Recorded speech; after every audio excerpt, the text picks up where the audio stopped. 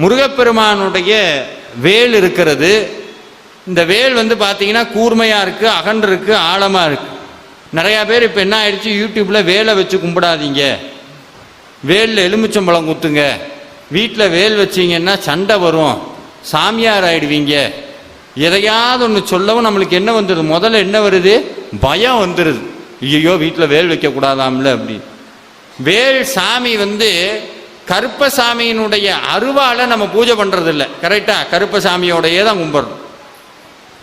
அம்பாளுடைய திரிசூலத்தை மட்டும் வீட்டில் வச்சு கும்பிட்றது கிடையாது.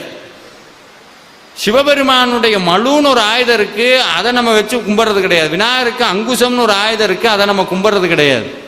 ஆனால் உள்ள தெய்வங்கள்லையே முருகப்பெருமானுடைய ஆயுதம்னு சொன்னாலும் அது ஆயுதம் கிடையாது, சாட்சாத் முருகப்பெருமான் தான்.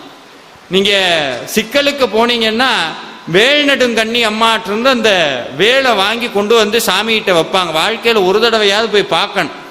அந்த வேலை வச்சோன்னா சாமிக்கு முத்து முத்தா முத்து முத்தா வேர்த்து ஒழுகும். சாமியோடைய ஆயுதமா இருக்குன்னு வச்சுக்கோங்க. இப்ப நான் ஒரு ஆயுதம் வச்சிருக்கிறேன், அதை எடுத்து எனக்கு வேர்க்குமா? நான் அதை ஏன்னா சாமியினுடைய ஆயுதமா இருந்தா அது சாமிகிட்ட வந்தா வேர்க்க வேண்டிய அவசியம் இல்லை.